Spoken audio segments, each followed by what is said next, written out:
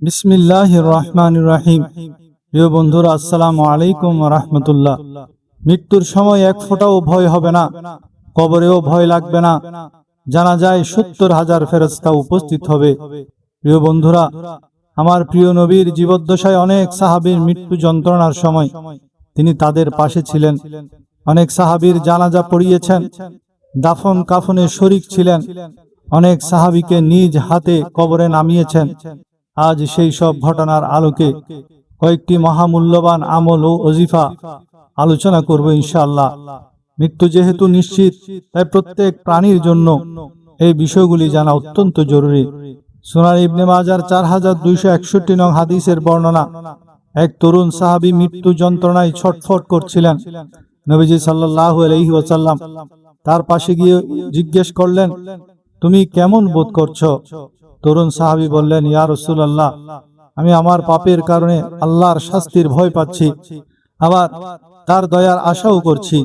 তখন নবীজি সাল্লাল্লাহু আলাইহি ওয়াসাল্লাম তাকে পরম আশ্বস্ত করে বললেন, লা ইয়াজতামিআনি ফি কলবি আবদিন ফি মিসলি হাযা আল মাউতিনি ইল্লা আ'তাহুল্লাহু মা ইয়ারজু ওয়া আমানাহু মিম্মা ইয়াখাফু। অর্থাৎ এই দুইটি জিনিস, আশা এবং ভয়, যে বান্দার অন্তরেই একত্র হয়, সে যা আশা করে আল্লাহ তাকে তা দান করেন, এবং সে যা ভয় করে তা থেকে আল্লাহ তাআলা তাকে নিরাপদে রাখবেন। হযরত আলকামা রাদিয়াল্লাহু তাআলা আনহু অত্যন্ত ইবাদতগুজার ও পরহেজগার একজন তরুণ সাহাবী ছিলেন। তিনি যখন মৃত্যু শয্যায় শায়িত, তখন তার মুখ দিয়ে কালমা লা ইলাহা ইল্লাল্লাহ উচ্চারণ হচ্ছিল না। চরম মৃত্যু যন্ত্রণায় তিনি ছটফট করছিলেন, কিন্তু কিছুতেই কলমা পড়তে পারছিলেন না। খবর পেয়ে মহানবী সাল্লাল্লাহু আলাইহি ওয়াসাল্লাম তার খোঁজ নিয়ে জানতে পারলেন যে আলকামা তার স্ত্রীর প্রতি অতিরিক্ত অনুরাগের কারণে তার বৃদ্ধা মায়ের মনে কষ্ট দিয়েছিলেন, এবং মা তার উপর অসন্তুষ্ট ছিলেন। রাসূলুল্লাহ সাল্লাল্লাহু আলাইহি ওয়াসাল্লাম আলকামার বৃদ্ধা মাকে ডেকে এনে আলকামাকে ক্ষমা করে দিতে বলেন, কিন্তু মা প্রথমে কিছুতেই ক্ষমা করতে রাজি হচ্ছিলেন না। তখন নবীজি সাল্লাল্লাহু আলাইহি ওয়াসাল্লাম সাহাবীদের কাঠ সংগ্রহ করে আগুন জ্বালানোর নির্দেশ দিয়ে বললেন, যেহেতু তার মা ক্ষমা করছে না, তাই আলকামাকে দাও দাও করা আগুনে পুড়িয়ে ফেলা ছাড়া উপায় নেই, যাতে সে আখিরাতের কঠিন আগুন থেকে বাঁচে। সন্তানের জন্য আগুনের কাষ্ঠখণ্ড সাজাতে দেখে মায়ের হৃদয় কেঁদে উঠে, এবং তিনি সঙ্গে সঙ্গে আলকামাকে ক্ষমা করে দেন। মা ক্ষমা করার পরপরই আলকামা রাদিয়াল্লাহু তাআলা আনহু স্বাচ্ছন্দ্যে কলমা পাঠ করেন এবং ঈমানের সাথে ইন্তেকাল করেন। মৃত্যুর সময় যেন কষ্ট না হয়, সেজন্য আমাদের উচিত মা বাবাকে রাজি রাখা, তাদের খেদমত করা। হযরত জাফর, উনি ছিলেন হযরত আলী রাদিয়াল্লাহু তাআলা আনহুর আপন ভাই। আলী রাদিয়াল্লাহু তাআলা আনহু থেকে 10 বছরের বড়। আমার নবীর চাচা আবু তালিব গরিব ছিলেন, কিন্তু সন্তান সন্ততি বেশি ছিলেন। তাই আলী রাদিয়াল্লাহুকে আমার নবী আর জাফরকে হযরত আব্বাস রাদিয়াল্লাহু তাআলা আনহু লালন পালন করতেন। হযরত জাফর ছিলেন অনলবর্ষী বক্তা। আবিসিনিয়ার বাদশাহ নাজ্জাশীকে যখন মক্কার কাফেররা মুসলমানদের বিরুদ্ধে উল্টাপাল্টা বুঝিয়েছেন, তখন হযরত জাফর ইবনে আবি তালেব বাদশাহ নাজ্জাশীর সামনে ইসলাম ও মুসলমানদের ব্যাপারে এত সুন্দর বক্তব্য দিলেন, যা শুনে বাদশাহ নাজ্জাশী মুসলমানদেরকে বিনা বাধায় আবিসিনিয়ায় থাকার অনুমতি দিলেন। 8ম হিজরিতে সিরিয়া সীমান্তে মুতার যুদ্ধের সেনাপতি ছিলেন হযরত জাফর ইবনে আবি তালেব। আমার নবী বলেন, মুতার যুদ্ধে সেনাপতি হবে যায়েদ ইবনে হারেসা। সে শহীদ হলে আমির হবেন জাফর ইবনে আবি তালেব। সেও শহীদ হলে আমির হবেন আব্দুল্লাহ ইবনে রাওয়াহা। মূলত আমার নবী আগেভাগেই এই 3 জন যে এই যুদ্ধে শহীদ হবেন তা বলে দিয়েছিলেন। হযরত আব্দুল্লাহ ইবনে ওমর বলেন, আমি জাফরের লাশ যখন দেখলাম, তার শরীরে সামনের দিকে 90টি আঘাতের চিহ্ন ছিল, কিন্তু পিছনে কোনো আঘাতের চিহ্ন ছিল না। সুবহানাল্লাহ। যখন হযরত জাফর ইবনে আবি তালেব শহীদ হলেন, আমার নবী আর তার বাড়ির দিকে তার স্ত্রী পুত্রদেরকে সান্ত্বনা দেওয়ার জন্য রওনা হলেন। জাফরের স্ত্রী আসমা রাদিয়াল্লাহু তাআলা আনহা বলেন, আমার নবীকে আমাদের বাড়ির দিকে আসতে দেখে আমার মনে নানা রকম ভয় কাজ করছিল। খারাপ কিছু শুনতে হয় এই ভয়ে আমি নবীকে জাফর সম্পর্কে কোনো প্রশ্ন করার সাহস পেলাম না। কুশলাদি জিজ্ঞেস করার পর তিনি বললেন, জাফরের ছেলে মেয়েদের আমার কাছে নিয়ে এসো। আমি তাদেরকে ডাকলাম। তারা খুশিতে নবীর কাছে কে আগে যাবে তার জন্য প্রতিযোগিতা করতে লাগলো। প্রিয় নবীজি তাদেরকে জড়িয়ে ধরে চুমু খেতে লাগলেন।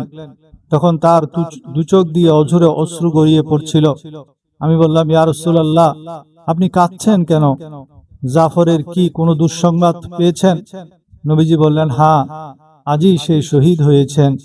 আমার নবী নিজের ঘরে স্ত্রীদেরকে বললেন, তোমরা জাফরের পরিবারের জন্য খাদ্য তৈরি করে পাঠাও।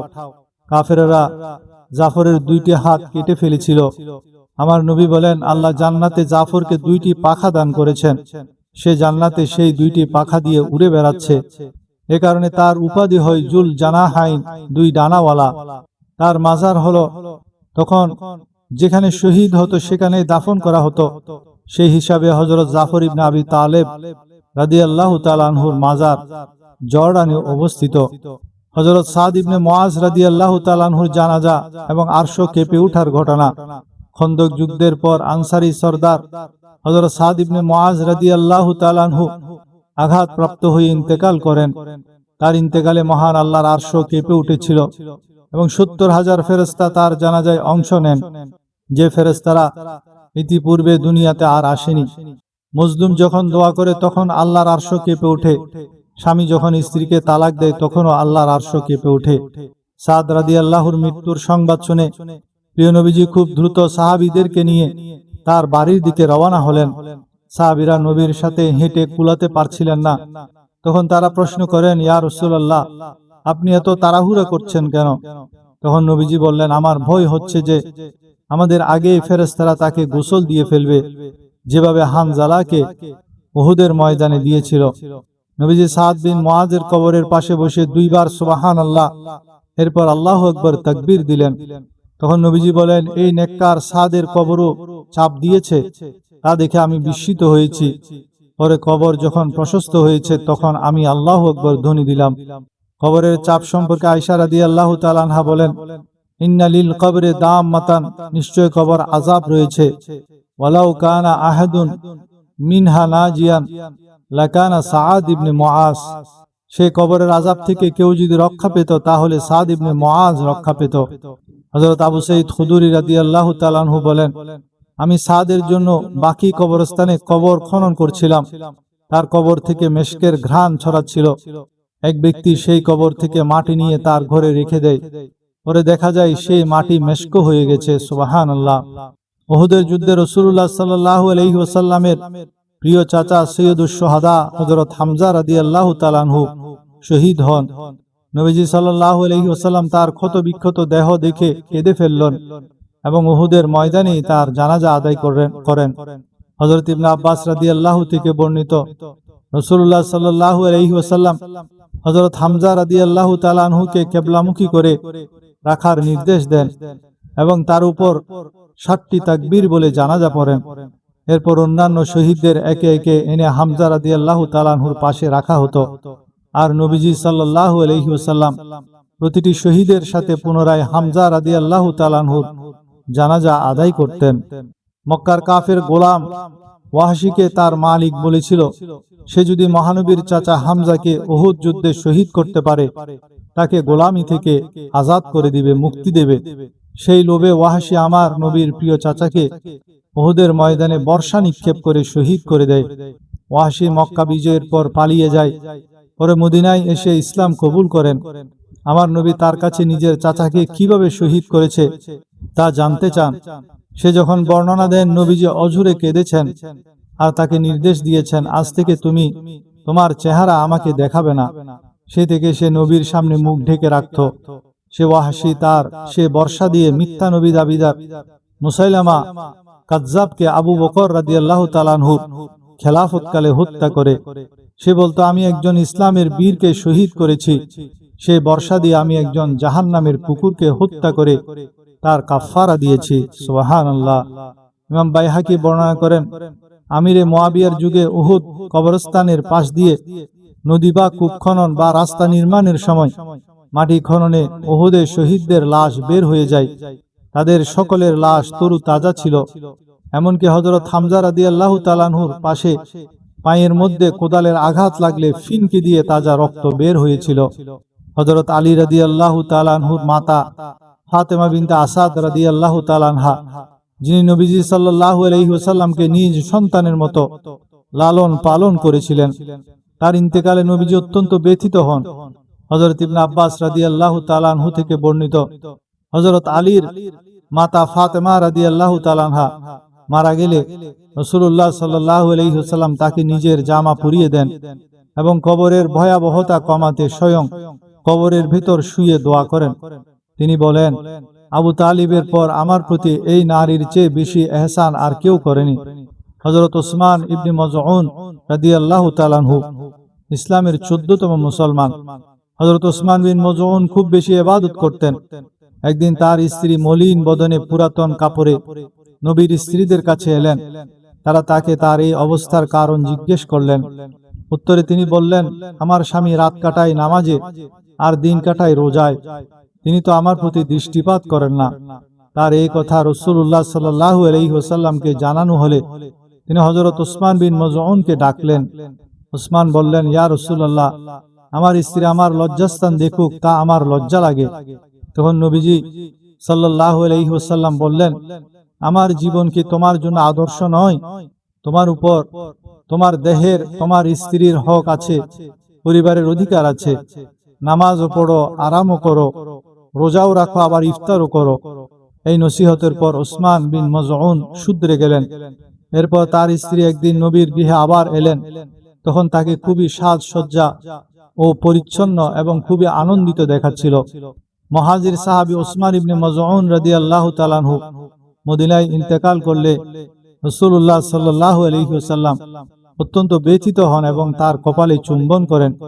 হিজরতের পর মক্কার মুহাজিরদের মধ্যে সর্বপ্রথম মৃত্যুবরণকারী প্রথম সাহাবী হলেন হযরত ওসমান ইবনে মাজউন এবং উনাকে সর্বপ্রথম মদিনার কবরস্থান জান্নাতুল বাকিতে দাফন করা হয়। তিরমিজি শরীফের 989 নম্বর হাদিসের বর্ণনা, আন আয়েশা রাদিয়াল্লাহু আনহা قالت رأيت رسول الله صلى الله عليه وسلم يقبل عثمان ابن مظعون وهو ميت حتى رأيت الدموع تسيل على وجنتيه।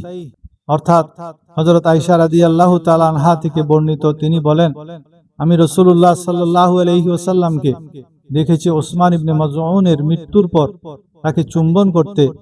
এমনকি আমি দেখেছি তার অশ্রু ওসমান রাদিয়াল্লাহু তাআলা আনহুর গাল বেয়ে গড়িয়ে পড়ছিল। হযরত ওসমান বিন মাজউন মৃত্যুবরণ করলে তার স্ত্রী বলেন, হে ওসমান, আপনার জন্য জান্নাত মোবারক হোক। রাসূলুল্লাহ সাল্লাল্লাহু আলাইহি ওয়াসাল্লাম বললেন, সে যে জান্নাতি তুমি কিভাবে বুঝলে? স্ত্রী তখন বললেন, উনি দিনে রোজা রাখতেন, রাতে নামাজ পড়তেন। তখন নবীজি বললেন, ঠিক আছে, তবে তুমি যদি বলতে যে ওসমান মহান আল্লাহ ও তার রাসূলকে ভালো, তাহলে এই কথাই তার জান্নাতি হওয়ার জন্য যথেষ্ট। তেমনিভাবে এক কৃষ্ণাঙ্গ নারী, অন্য বর্ণনায় পুরুষ, যিনি মসজিদে নববী পরিষ্কার করতেন, তিনি রাতে ইন্তেকাল করলে সাহাবীগণ নবীজি সাল্লাল্লাহু আলাইহি ওয়াসাল্লামকে কষ্ট না দেওয়ার জন্য রাতে দাফন সম্পন্ন করেন। সকালে খবর পেয়ে নবীজি সাল্লাল্লাহু আলাইহি ওয়াসাল্লাম সশরীরে কবরে গিয়ে জানাজা আদায় করেন। আব্দুল্লাহ তার চাচার তত্ত্বাবধানে লালিত পালিত হন। চাচা যখন শুনল তার ভাতিজা ইসলাম কবুল করেছে, সে তার শরীর থেকে সব কাপড় খুলে তাকে বাড়ি থেকে বের করে দেয়। তখন তার মা তাকে একটি চাদর দেয় সতর ঢাকার জন্য। সে চাদরটি দুই টুকরো করে, এক টুকরো নিচে, অপর টুকরো উপরে পরিধান করে নবীর সাথে মসজিদে ফজরের জামাতে শরীক হয়। আমার নবী ফজরের নামাজ পড়ার পর আব্দুল্লাহকে দেখে প্রশ্ন করে, তুমি কে? সে বলে, আমার নাম হলো আব্দুল উজ্জা। আল্লাহর নবী তাকে কলমা পড়িয়ে মুসলমান করেন। তার নাম রাখেন আব্দুল্লাহ। আর তার শরীরে দুই টুকরা ছিঁড়া কাপড় দেখে তাকে জুল বিজাদাইন বলে সম্বোধন করেন।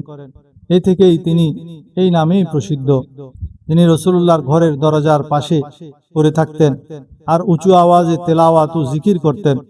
হযরত ওমর রাদিয়াল্লাহু একদিন বলেন, ইয়া রাসূলুল্লাহ, সে কি একজন কপটচারী? সে এই যে উচ্চ আওয়াজে জিকির করছে, এগুলা তো লোক দেখানো। নবীজি বললেন, না, সে একজন বিনীত প্রার্থনাকারী। হযরত আব্দুল্লাহ ইবনে জুল বাজাদাইনের মৃত্যু এবং তার দাফন তাবুক যুদ্ধের সময় সাহাবী হযরত আব্দুল্লাহ জুল বিজাদাইন রাদিয়াল্লাহু তাআলা আনহু ইন্তেকাল করেন। রাতের অন্ধকারে মশাল জ্বালিয়ে নবীজি সাল্লাল্লাহু আলাইহি ওয়াসাল্লাম, হযরত আবু বকর, হযরত ওমর রাদিয়াল্লাহু তার দাফন সম্পন্ন করেন। নবীজি নিজে কবরে নেমেছিলেন। হযরত আব্দুল্লাহ ইবনে মাসউদ রাদিয়াল্লাহু বলেন, তাবুক যুদ্ধে গভীর রাতে উঠে দেখি একটি আলো, গিয়ে দেখি রাসূলুল্লাহ সাল্লাল্লাহু আলাইহি ওয়াসাল্লাম আব্দুল্লাহ জুল বিজাদাইনের কবরে নেমেছে, আর আবু বকর ওমর তাকে নিচে নামিয়ে দিচ্ছেন। নবীজি সাল্লাল্লাহু আলাইহি ওয়াসাল্লাম বলছিলেন, হে আল্লাহ, আমি তার উপর সন্তুষ্ট, আপনিও তার উপর সন্তুষ্ট হয়ে যান। আমার নবী জীবনে 5 জন সাহাবীর কবরে নেমেছেন। তাদের মধ্যে একজন হলেন হযরত আব্দুল্লাহ জুল বিজাদাইন। তার জন্য দোয়াটি শুনে, হে আল্লাহ, আমি তার উপর সন্তুষ্ট, আপনিও তার উপর সন্তুষ্ট হয়ে যান। হযরত আবু বকর আকাঙ্ক্ষা করে বলেন, ইস, এই কবরটি বা এই লাশটি যদি আমার হতো। সকল সাহাবীরা আমার নবী যদি সন্তুষ্টি প্রকাশ করতেন, এটার জন্য পাগল ছিলেন।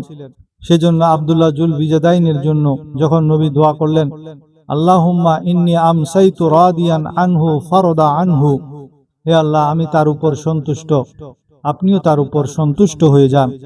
সেটা শুনে আবু বকরের মতো জলিলুল কদর টপ 1 সাহাবীর আকাঙ্ক্ষা, ইস, আমার নবী যদি আমার জন্য এই দোয়া করতেন, ইস, আমার নবী যদি আমার কবরে নামতেন। সুবহানাল্লাহ। সাহাবীদের পুরা জীবনের একটাই তামান্না ছিল, সেটা হলো নবীজির সন্তুষ্টি, নবীজিকে খুশি করা। বুখারীর 2731 নং হাদিসের বর্ণনা, হুদায়বিয়ার সন্ধির সময় মক্কার প্রতিনিধি হয়ে এসেছিলেন উরওয়া ইবনে মাসউদ রাদিয়াল্লাহু তাআলা আনহু। তখন তিনি ইসলাম গ্রহণ করেননি। তিনি মক্কায় ফিরে গিয়ে কুরাইশদের বলেছিলেন, আমি রোম এবং পারস্যের রাজাদের দরবারে গিয়েছি, কিন্তু মুহাম্মদকে তার সঙ্গীরা যেভাবে সম্মান ও ভালোবাসে, তেমনটা পৃথিবীর কোনো রাজাকে বা তার প্রজারা করে না। মুহাম্মদ ওযুর পানি যদি ফেলে, তা মাটিতে পড়ার আগেই তারা হাতে তুলে শরীরে মেখে নেয় এবং তার মুখের থুতু বা কফ মাটিতে পড়তে দেয় না। সুবহানাল্লাহ। সাহাবাগণ নবীকে মহব্বত করে সেরাদের সেরা হয়েছেন। আমরাও যদি নবীকে মহব্বত করি, নবীর ইত্তেবা করি, আমরাও সেরাদের সেরা হতে পারবো। আল্লাহ তাআলা আমাদেরকে বুঝার ও আমল করার তৌফিক দান করুন। আমিন।